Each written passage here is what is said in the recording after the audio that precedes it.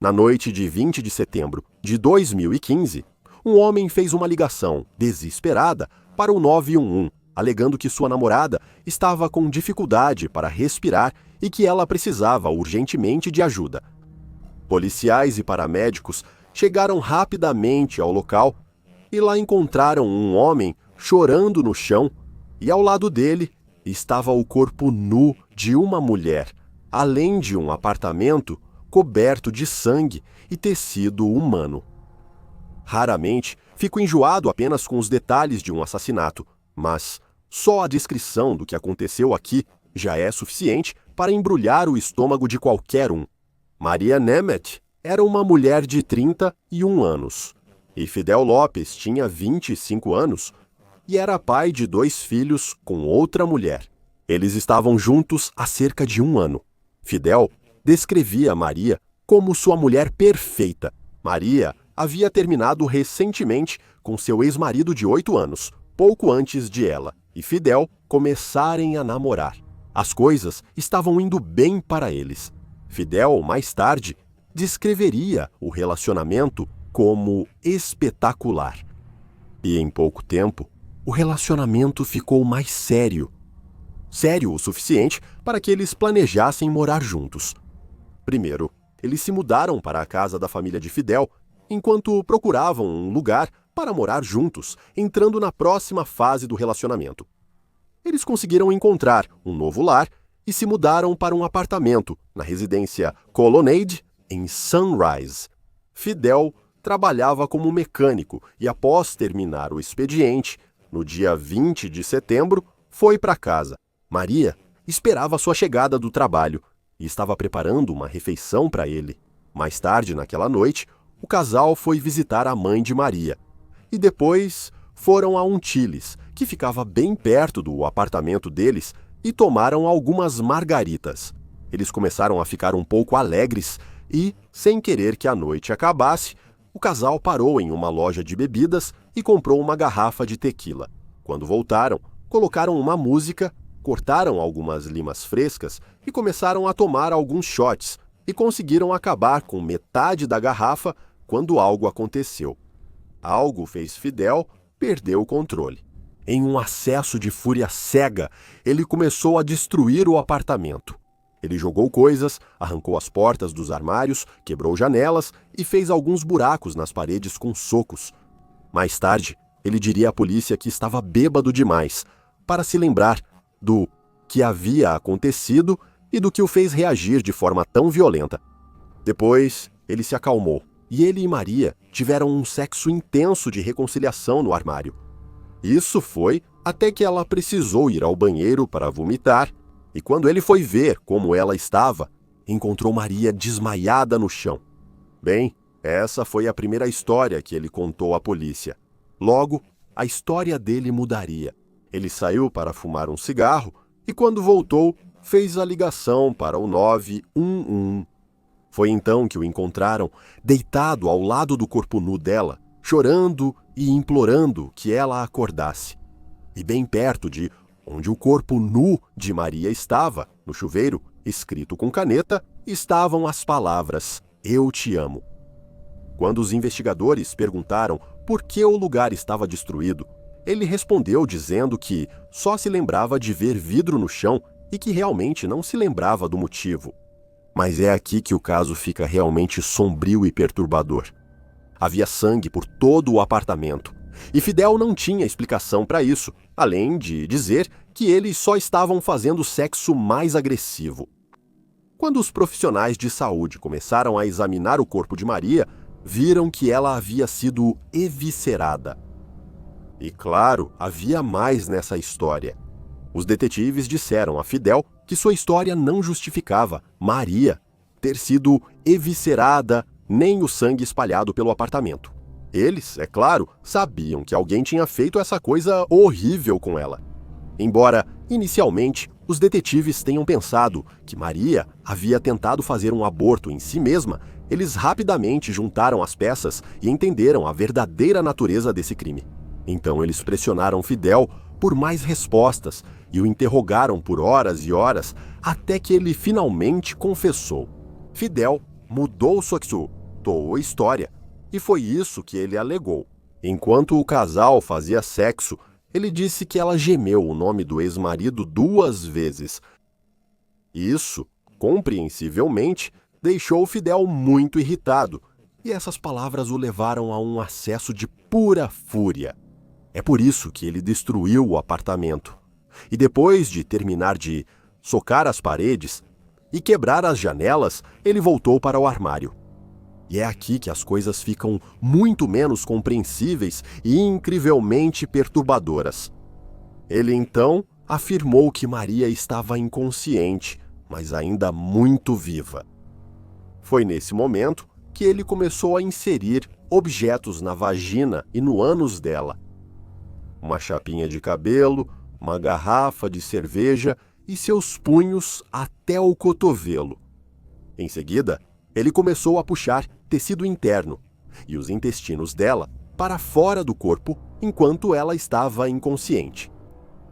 Enquanto descrevia esse crime repugnante aos detetives, ele disse que simplesmente se transformou em um monstro. Depois que terminou, parece que ele entrou em pânico e carregou o corpo dela para o banheiro. Ele começou a jogar água no rosto dela, numa tentativa delirante de acordá-la. E quando ela não acordou, ele então lavou o sangue das mãos e saiu para fumar um cigarro. Depois de terminar o cigarro, Fidel voltou para dentro para limpar a cena do crime e esconder os intestinos que ele havia tirado do corpo dela. Quando ele voltou para onde ela estava deitada, percebeu que ela não estava mais respirando.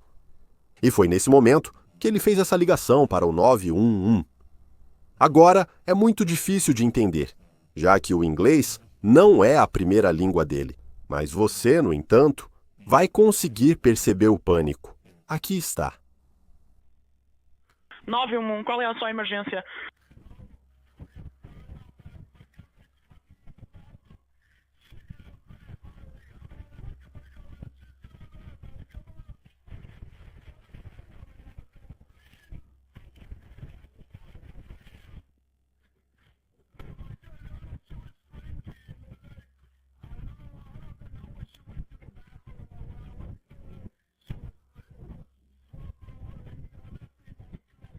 Não sei, senhora. Ela não respira.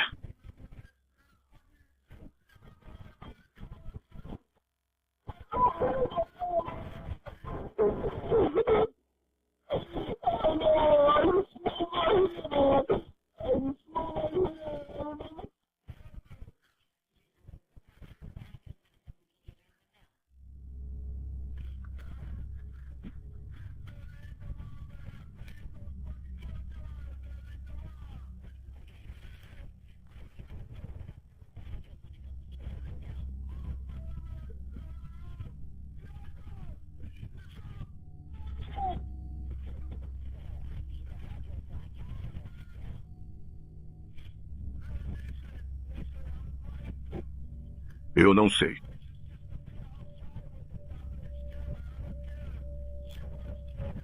Ela, desde que saiu em todos. Ela trabalha aqui? Ela tem um sistema nessa pia.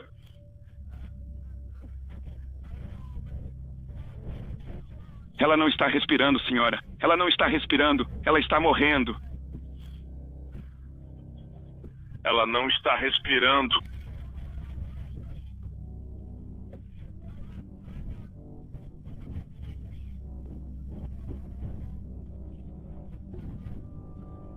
Senhor, me diga em qual apartamento o senhor está. Chama a polícia, eles estão errados. Ela vai morrer, cara. Vamos, ela vai morrer.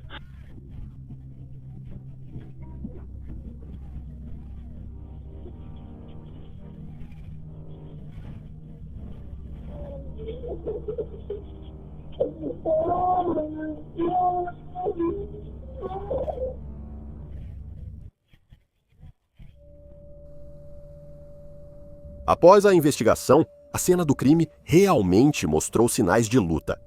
Durante a situação, vários vizinhos ouviram a confusão. Um deles disse que foi acordado por algum tipo de troca de palavras que parecia uma discussão acalorada. E um deles descreveu ter ouvido um barulho alto de batida. Tão alto, na verdade, que eles acharam que o ventilador de teto ia cair. Outro ouviu gritos de dor, mas não conseguiu identificar de onde o barulho vinha. Os pais de Fidel o apoiaram surpreendentemente durante tudo isso e até enviam dinheiro para que ele possa comprar vários itens na prisão. E eles também o visitam regularmente.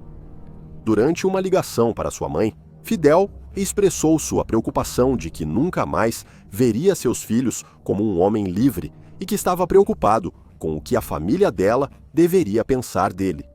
Ele estava preocupado que eles pensassem que ele era um monstro.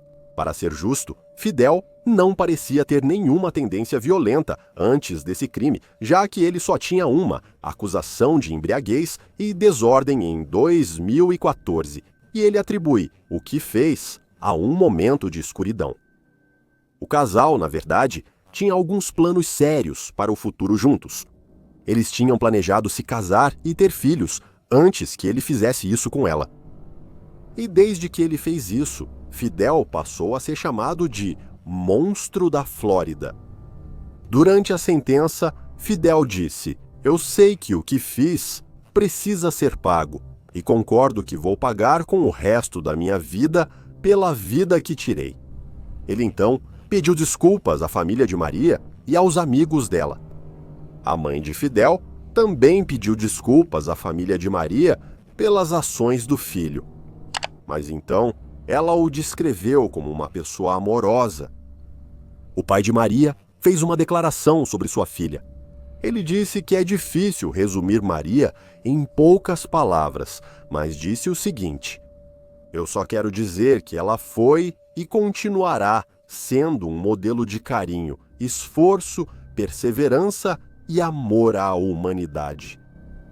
Fidel foi condenado à prisão perpétua, sem possibilidade de liberdade condicional, e, ao proferir a sentença, a juíza expressou seu desgosto e choque, afirmando que, em seus 23 anos no tribunal, nunca havia tido dificuldade para encontrar palavras para descrever um caso antes. Concordo com ela nesse ponto. É difícil encontrar palavras para resumir a brutalidade do que ele fez naquela noite.